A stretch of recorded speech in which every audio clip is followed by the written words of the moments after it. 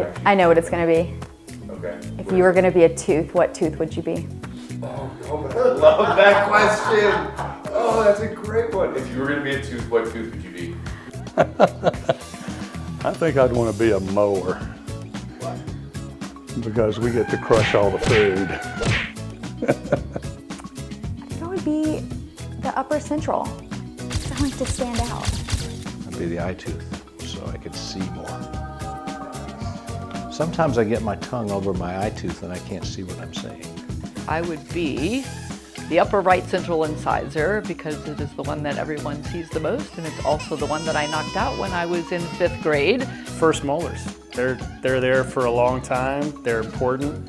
They chill in the back. They do most of the work, and that's an easy one. I think I'd have to go with a canine. Yeah.